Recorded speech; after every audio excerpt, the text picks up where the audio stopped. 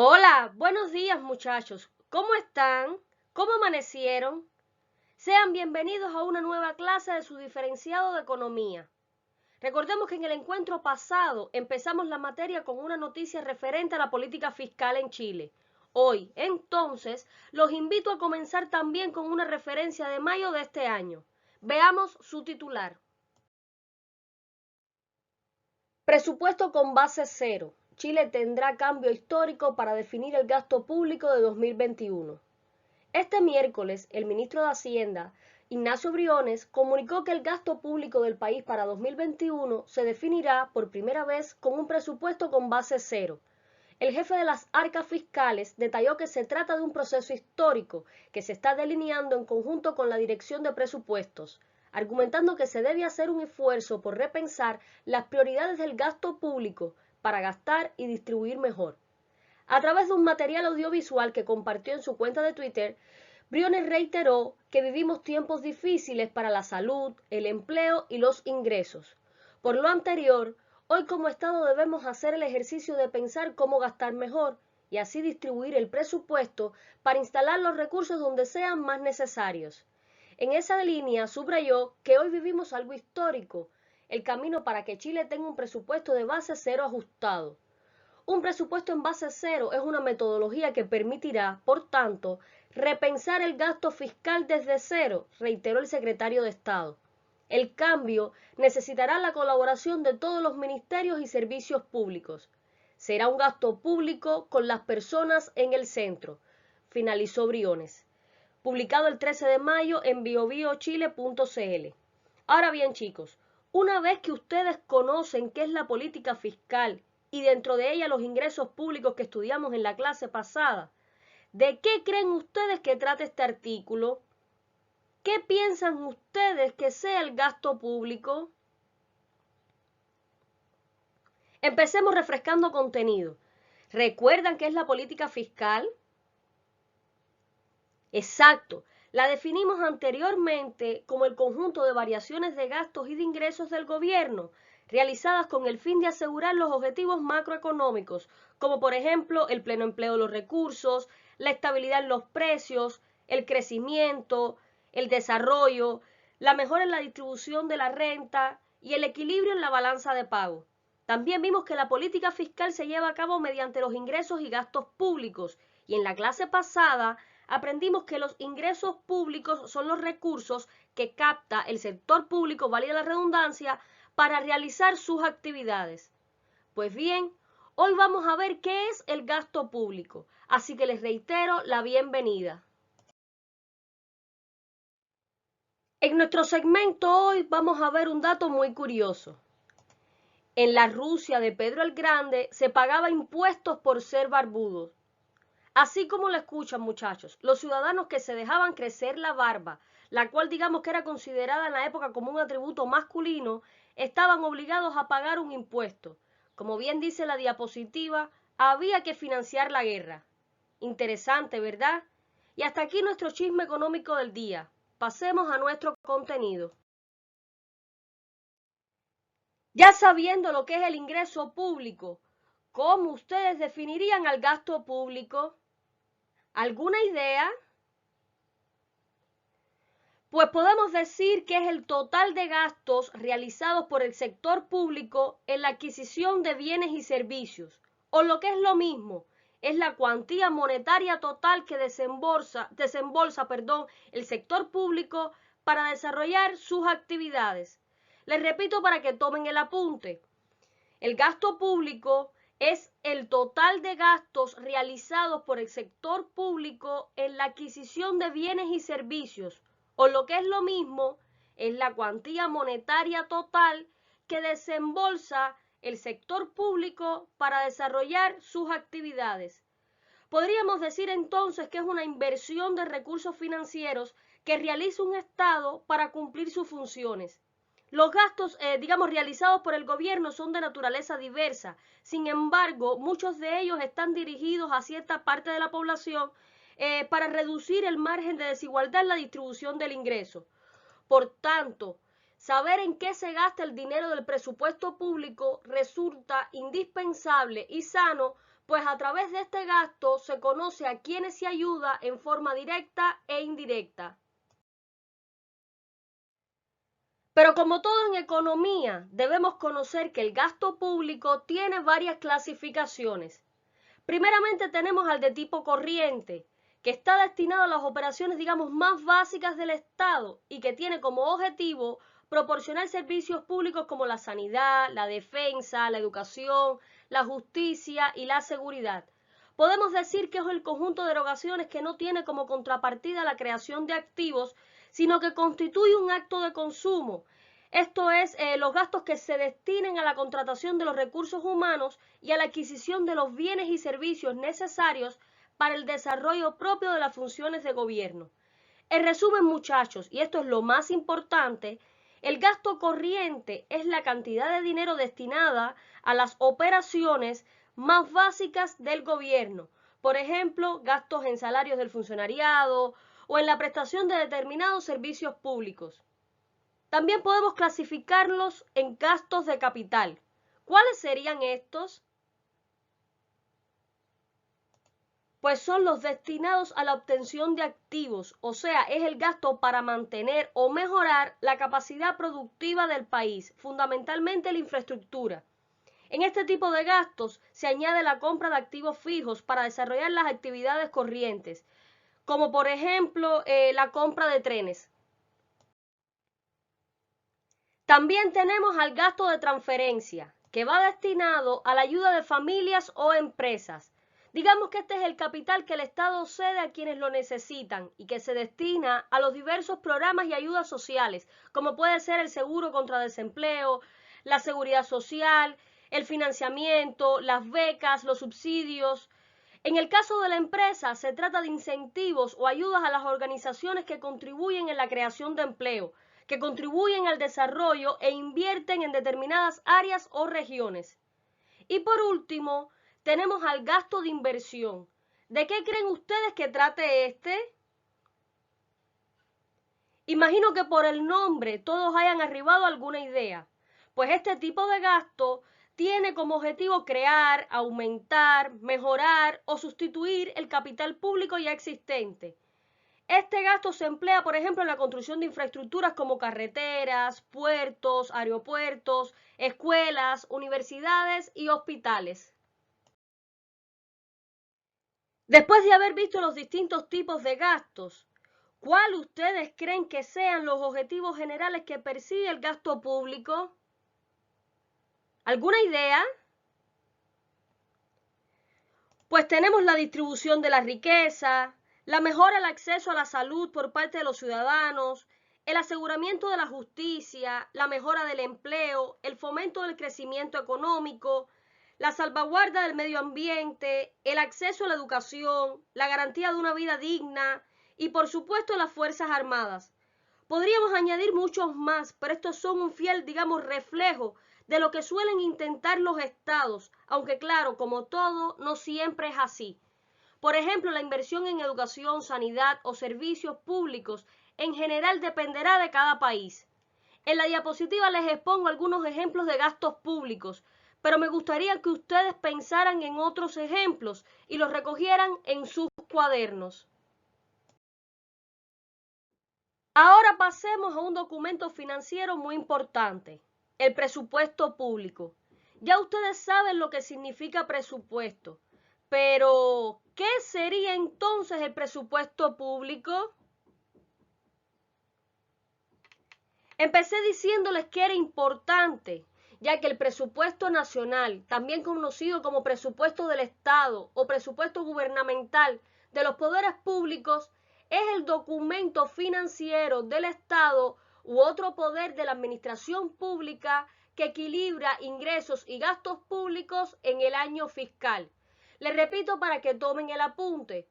El presupuesto nacional de los poderes públicos es el documento financiero del Estado u otro poder de la administración pública que equilibra ingresos y gastos públicos en el año fiscal. Y aquí viene lo más significativo de este tema. Dependiendo de la diferencia entre ingresos y gastos, el efecto del sector público sobre la economía, digamos que será muy diferente. Estamos pues ante el llamado saldo presupuestario. En ese sentido, pueden darse tres situaciones, y esto es muy importante, muchachos, así que recójanlo en sus cuadernos. Si los ingresos y los gastos son iguales, el saldo presupuestario está equilibrado. Si los ingresos públicos son superiores a los gastos públicos, estaremos ante una situación de superávit, que ya ustedes saben lo que significa superávit. Y finalmente, en caso de que el gasto público supera los ingresos públicos, se dará una situación de déficit.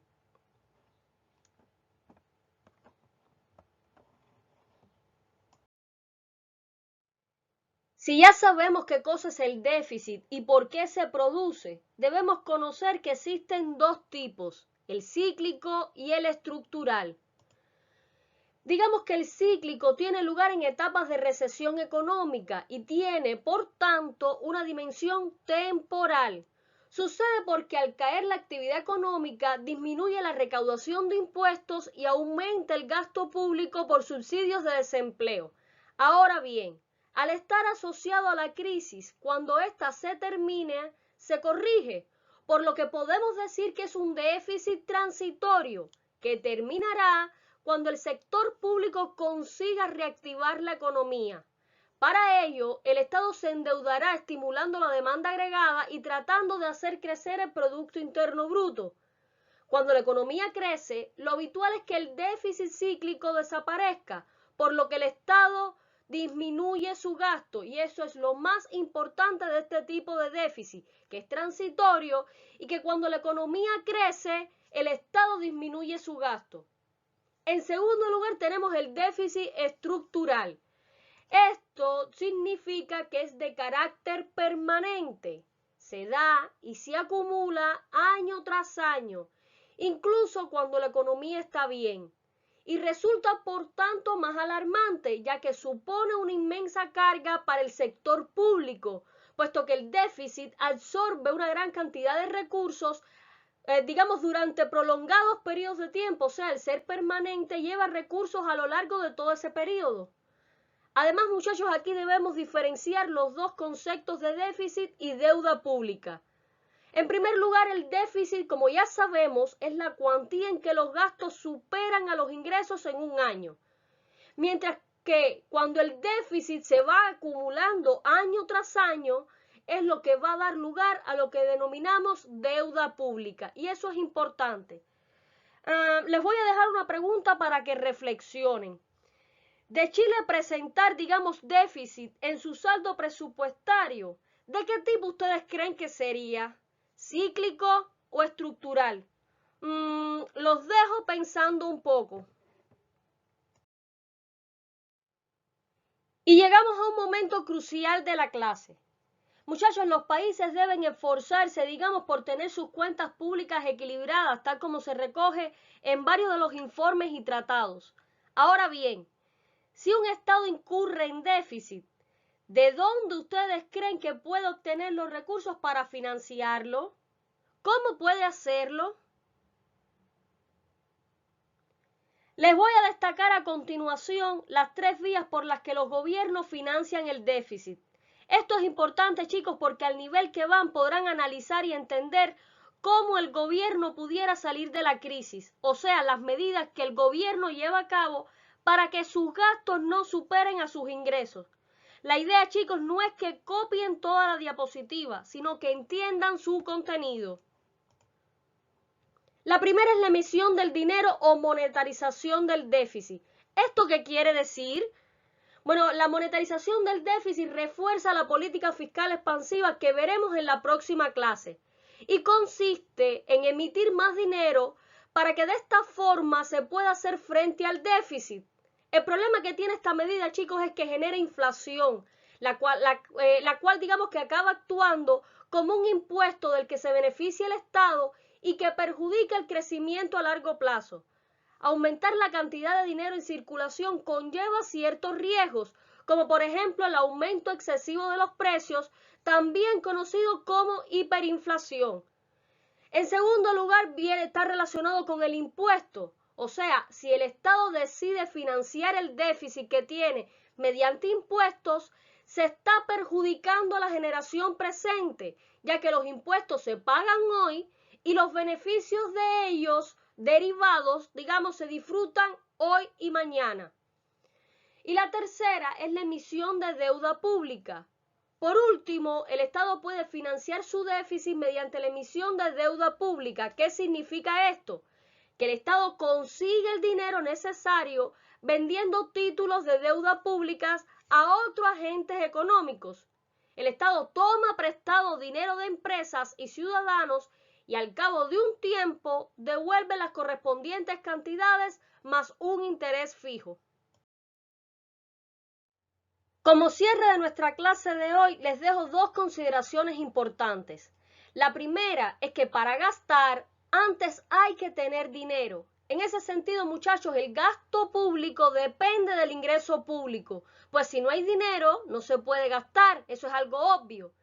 En segundo lugar, en contraste con el gasto público, el ingreso público no proviene de tantas fuentes, es decir, el sector público puede gastar en muchos asuntos diferentes, sin embargo, no suele ingresar de tantas fuentes, cosa que vimos en la clase pasada. Y hasta aquí nuestra clase de hoy. Quizás la vieron un poco más extensa, chicos, pero al ser un contenido valioso y un poco, digamos, engorroso, consideré necesario explicarles cada paso. Siempre recuerden seleccionar aquellas notas que les declaro como importantes, pues la idea no es que lo apunten todo, sino que logren entender lo que yo les explico. Espero además que la clase de hoy les haya gustado, ya que fue dirigida fundamentalmente a que entiendan un poco más la situación por la que digamos, atraviesa el país. La actividad que les voy a dejar hoy va a tener un valor de 2 décimas. En ella les voy a solicitar que observen el video complementario de hoy, el que aparece a continuación, y respondan las 2 preguntas. Los incito a todos entonces a ganar esas décimas que a muchos ha ayudado. Les mando un abrazo grande y hasta la próxima. Mantener el equilibrio del gasto público no es una tarea fácil, ni siquiera para un país económicamente estable como Suiza. Un ejemplo, el costo de la infraestructura. Pese a que el mantenimiento de redes viales, vías férreas, escuelas y hospitales es más o menos constante, el dinero para cubrir esos gastos no lo es.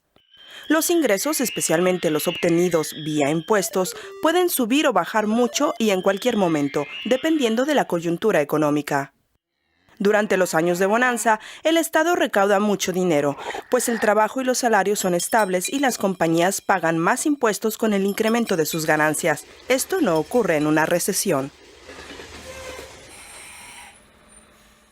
Cuando las cosas se ponen difíciles, los gobiernos pueden pedir dinero prestado, y es lo que Suiza se vio obligada a hacer durante la primera parte del siglo.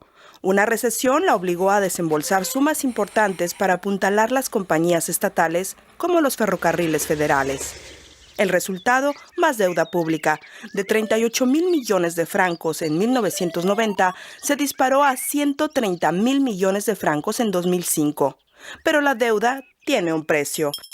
Hay que pagar los intereses a los acreedores, un dinero que ya no puede dirigirse al cuidado de carreteras, vías férreas, escuelas y hospitales. Y si la recesión asoma su horrible rostro una vez más, la montaña del débito crece. Aquí la democracia directa en Suiza entra en juego. En 2001, el gobierno preguntó a la ciudadanía si apoyaba el sistema de freno a la deuda para reducir este lastre. Este plan de austeridad se aceptó y el freno se aplicó a partir de 2003. Desde entonces, lo que salió en forma de gasto público no pudo volver a exceder lo ingresado a través del cobro de impuestos. Así se evita que crezca el endeudamiento, pero el freno a la deuda va más allá. Toda la deuda acumulada debe ser pagada gradualmente en los años de auge económico. ¿Cómo hacerlo? En lugar de centrarse en el balance presupuestario de un año determinado, se estudia todo un ciclo económico de forma más amplia, considerando sus periodos de altos y bajos a lo largo de varios años. En tiempos de vacas gordas, las finanzas gubernamentales deben cerrar el año en números negros, y en tiempos difíciles se permiten los números rojos. Al final del ciclo, las cuentas deben alcanzar un equilibrio que impida un aumento en la carga de la deuda. El superávit se usa para pagar la deuda. ¿Y cómo le ha ido a Suiza tras más de 10 años de aplicar su sistema de freno a la deuda? A finales de 2012, su suma de pasivos se había reducido a 18.000 millones de francos. Pero no todos creen en las virtudes de esta fórmula. Algunos consideran que este freno al gasto público afecta a los servicios públicos. Argumentan que los trenes son menos puntuales que nunca y que la red de carreteras está cada vez más congestionada, incapaz de seguirle el ritmo a una población que crece, y hay menos dinero disponible para combatir el impacto del cambio climático. Y el freno a la deuda aún no ha pasado por una prueba de fuego. Suiza no se vio realmente afectada por la severa recesión que azotó a sus vecinos en Europa y a otras regiones en años pasados. Los defensores del freno a la deuda afirman que fue precisamente gracias a este mecanismo que Suiza capeó la recesión, debido a que una deuda menor se tradujo también en una disminución en el pago de intereses. Pero ¿qué pasa si esto no es cierto? Si bien es posible un gasto de emergencia, aún así el gobierno está maniatado y no puede hacer mucho para estimular la economía, ya que en cuanto haya más ingresos, el freno a la deuda obliga al país a pagar pasivos. ¿Durante cuánto tiempo Suiza podrá aplicar su arma maestra para mantener un presupuesto equilibrado? ¿O debería dejarla de lado para permitir un mayor gasto público?